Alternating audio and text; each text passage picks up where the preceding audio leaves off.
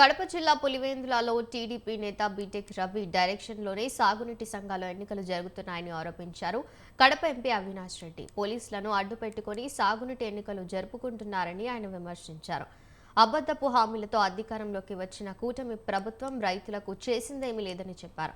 సాగునీటి ఎన్నికల్లో ఓడిపోతామని టీడీపీ శ్రేణులకు తెలుసునని, అందుకే వీఆర్ఓలను బంధించి ఇష్టానుసారంగా ఎన్నికలు జరుపుకుంటున్నారన్నారు. నో డ్యూ సర్టిఫికెట్లు ఇవ్వకుండా వీఆర్ఓలను బీటెక్ రవి అడ్డుకున్నారని, కవరేజ్ వెళ్లిన మీడియాపై దాడి చేయడం సిగ్గుచేటని అవినాష్ రెడ్డి మండిపడ్డారు. నిజంగా వీళ్ళు ఎన్నికలు కోరుకునే వాళ్ళైతే వీఆర్ఓలు అందుబాటులో ఉండి ఏ రైతు పోయినా కూడా పన్ను కట్టించుకొని నో డ్యూ సర్టిఫికేట్ ఇచ్చే విధంగా ఉండాలి. కానీ అదేమీ కాబట్లే వీళ్ళకు. సగం మంది వీఆర్ఓలు ఫోన్లు ఆఫ్ చేసుకొని ఉండారు.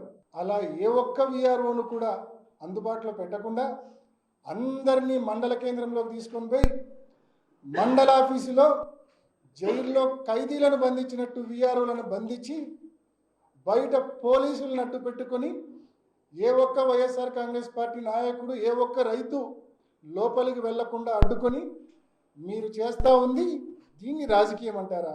ఇది చేతకాని దద్దమ్మలు చేసే రాజకీయం. ఇది ప్రజాస్వామ్యబద్ధంగా ఎన్నికలు కానీ జరిగి ఉంటే, రైతులు ఓటు వేసి ఉంటే, రైతులు పులివెందుల రైతులు సొక్కా ప్యాంటు ఇప్పి చంద్రబాబు నాయుడు ముందు ప్రజల ముందు నిలబెట్టేవాళ్ళు. ప్రజాస్వామ్యబద్ధంగా ఎన్నికలు జరిగి ఉంటే ఆ ధైర్యం లేదు వీళ్ళకు.